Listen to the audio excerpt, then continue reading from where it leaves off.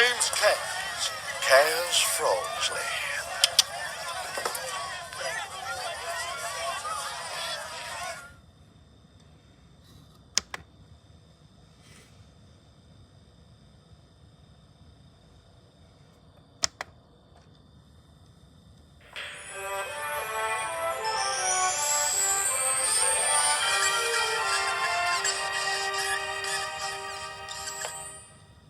It's a lot of fun. I'm having fun thinking about it right now, reflecting back to the summer day I was sitting out by the pond and visualized all these little frog and amphibious type characters in there, and how if they lived a human type of life, how neat it would be. And I was also thinking how neat it would be for them to live on the lily pads or near them or something, and have little docks and little houses like your imagination could think that frogs would live in.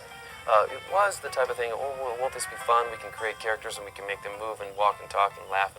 If the main character, the protagonist, I was kind of thinking could be still a tadpole with his little arms and legs, but his tail is still there, and then he struggles with that.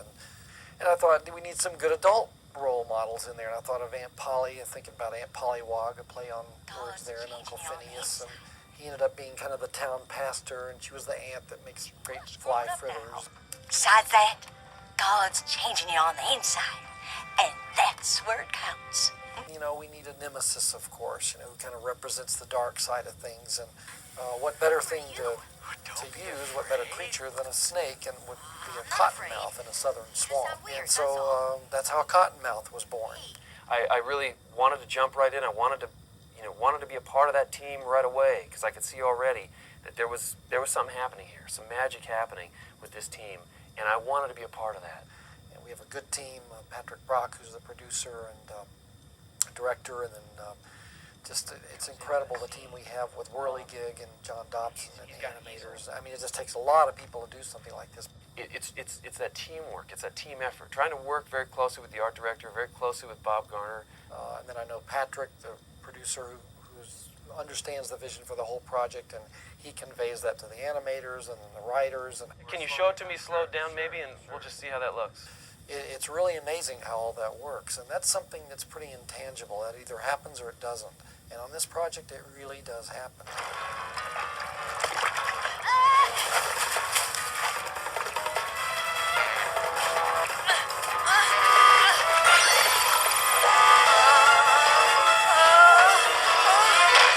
Bottom line is, we want to make sure we're getting the best product possible for the amount of money we're spending.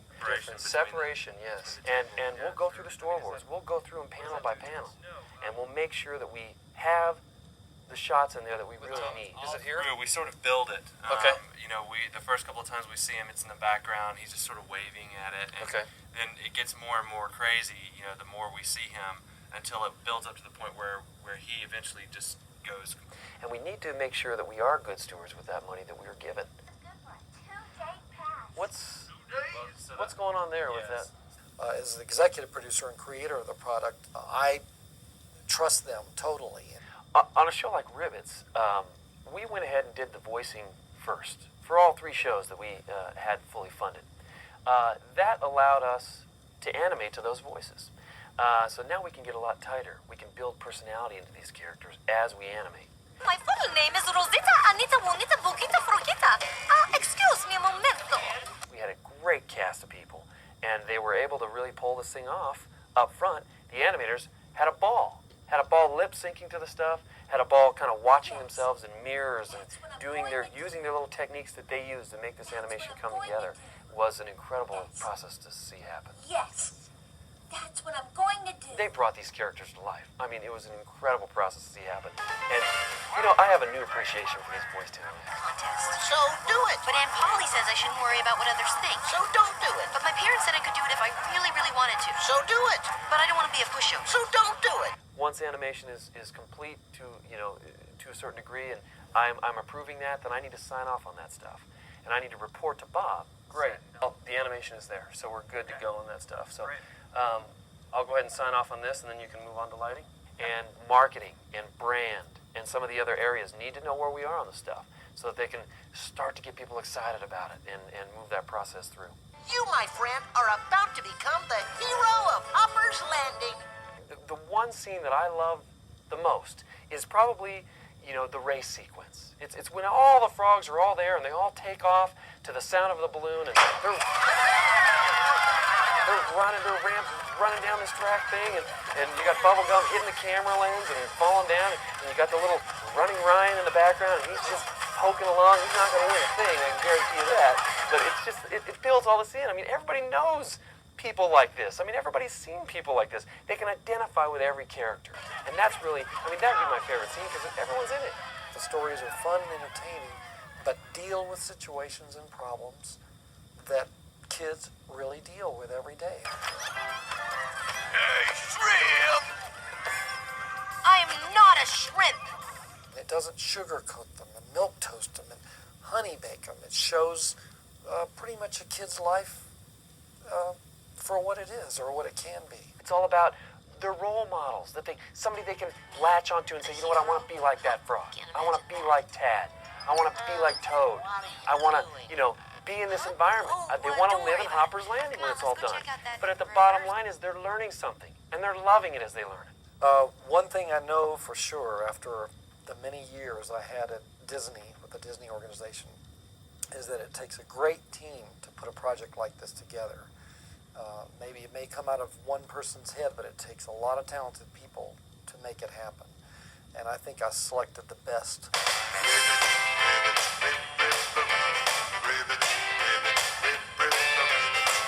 We're all together so we could lift each other up.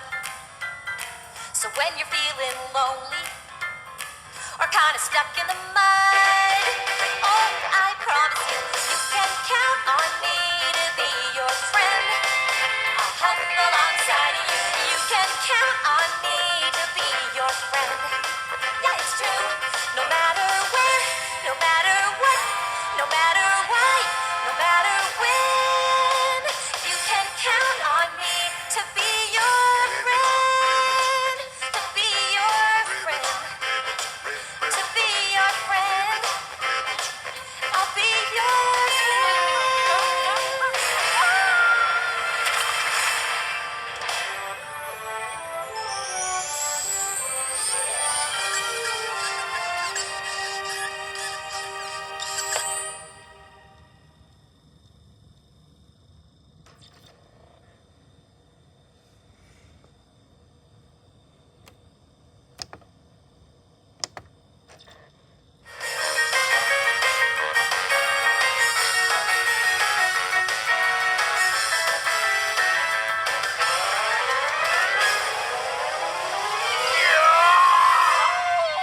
What's up with that? No, King! Okay, stick with this. Gonna hit. Need a crash. Spin. And then you need a splat. Then we do some foley. And lots of mud. Yeah. But that's good. Okay, yeah, that'd be good. Okay. Hey, sound like something's missing? Sure does. I'm John Dorick, and this is Marcos, and we're the sound design team for Ribbits 3, The Great Follywood Fizzle. That's right. And it's our job to make the movie sound like it should. Let's look and see how we do that. King!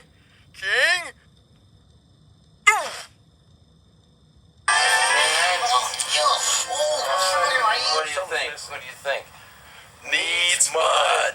Well, heading for the Foley room. All right. Some mud. Hey, okay, this is the Foley room. This is where we do the live sound effects. Looks kind of like a garage sale that exploded, and there's a good reason for that. Okay, you can go ahead and run the board. All right. So, we got all kinds of props and different things in here.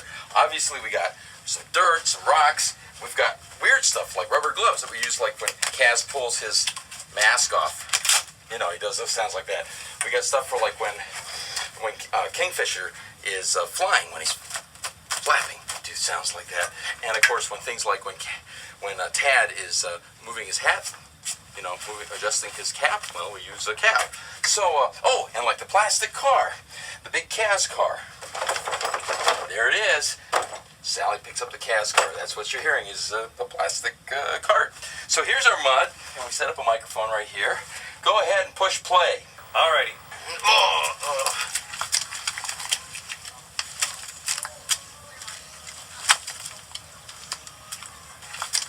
Okay, that was pretty good, John, but I think next time funnier. Squishier. Squishier. Yes, the kids need funny, squishy mud. Okay, push the button. Good job. Check it out.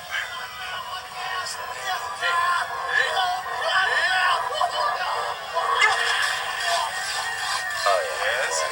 Oh Good yeah. bunch. Okay. I love the part with his finger in his That's ear. good. Another member of our sound design team that I'd like you to meet is my daughter, Emily Grace. Now, she was a production assistant on this film, and she would run the board and the controller and so forth while I was doing Foley and other sound effects elements. Ready to record. Okay, Emily, push the button. Go!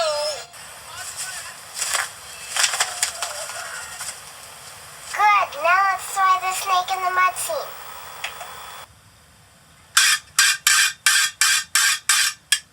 Good job, Daddy. Thank you, sweetie. The next kind of sound that we put in is something called walla. Now that's a lot of fun, because what walla is basically all those background froggies, the ones that you saw in the show that were protesting or later that were getting attacked by Kingfisher and they're running and screaming. Well, those are all actors. We bring those actors in, we stand them in front of a monitor, we then record them actually acting as if they are those froggies in the background. Can't believe that. You know, it's not like he's Even though the animators drew those froggies in doing those things, nobody actually had any voices for those froggies. So these actors, this Walla team, gives those background froggies a voice. What I'm going to show you now, what I'm working on, is actually placing the sound effects for the scene where the froggies start protesting against Kaz. And so he, when they start throwing things at his bus, he flips the switch and this whole armor covering comes on over the bus. Well, each one of these little animated armor pieces that comes out, we need to put a sound effect for. For everything from the armor that goes over the main bus, there's armor that goes around the wheels, there's armors that go around the little windows, there's even a little doormat that changes from welcome to go away. So first what we start with actually sounds like and looks like this. And there you saw the wheel there just for a fraction of a second. It sounds like nothing, because that's what we start out with. There's talking, but there's no other sounds. So we then start to put some of the sounds in. The little hub pops out, and there's a little thing that pops out and then wraps around the tire. You can kind of see how that's wrapping around the tire. And for each one of those motions, for the little hub, for the thing popping down, and then for the wraparound, each of those has to have a sound effect. Well, I had a sound effect for the pop out and the wraparound, but I didn't have a sound effect for the actual piece coming down. And so I looked across for different things, and one of the sounds I came up with was a sound of an air drill. And that sounded like it might work really good. So we put it in place and nudged it in place, and then we tried it, and perfect. And then after about 8 to 10 weeks of this whole process, we're done, and it goes off to you guys. Let's take a look. Good blabber. Very good. And the spin. And a good splat. And nice spud. Yeah. The finger in the ear is good. Oh, yeah. That's good. Sounds a lot better now. Well, see. So now you get an idea what it takes to make the sound for an animated film. Yeah, thanks for watching. Hope you had as much fun as we did. Bye. See ya. Come here, come here. Okay, see all these remote controls and stuff? And see all these lights and the faders? And look over here. See these faders, how they're moving all by themselves? And the coolest stuff on the screen? That's what makes this job really cool. Have I been here long enough to be on the credits yet? Way to go, Rob.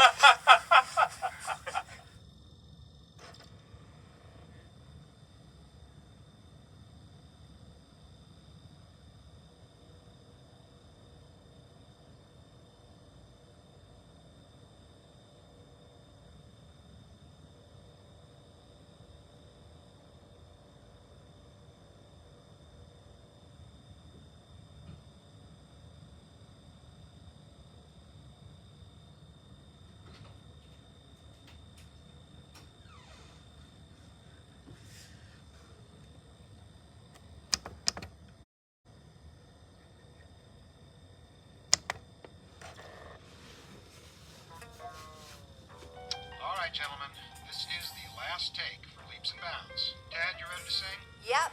All right, then. Here we go.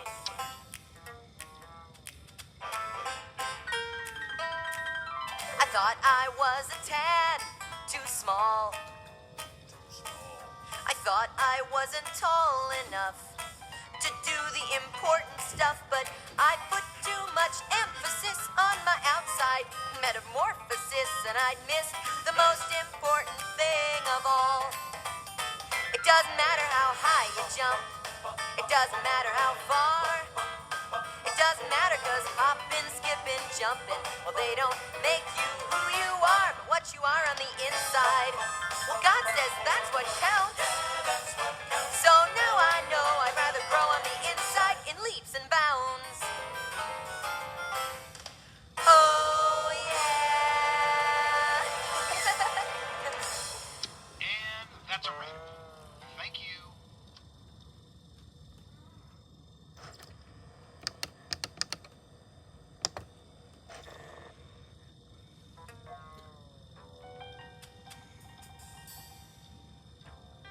By me. Hit it!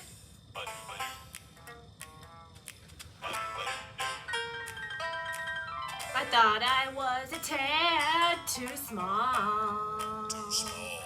I thought I wasn't tall enough to do the important stuff, but I put too much emphasis on my outside metamorphosis, and I missed the most important thing of all. It doesn't matter how high you jump. It doesn't matter how far. It doesn't matter, cause hopping, skipping, jumping, they don't make you who you are, what you are on the inside. But God says that's what counts.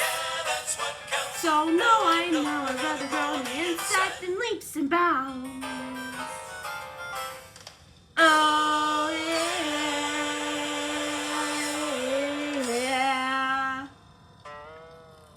Thank you.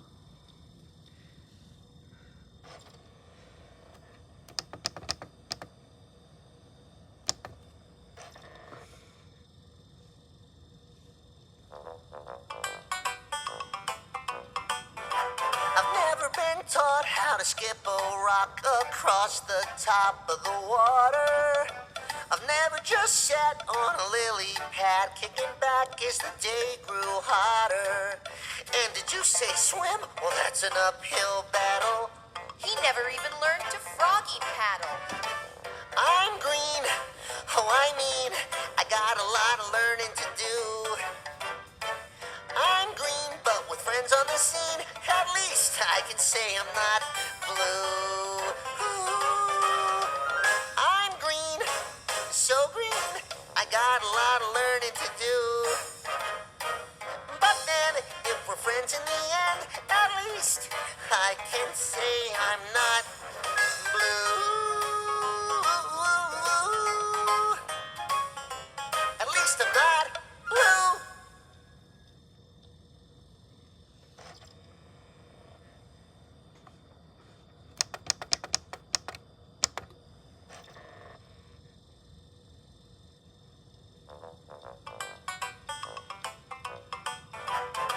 I've never been taught how to skip a rock across the top of the water. I never just sat on a lily pad, picking as it grew hotter.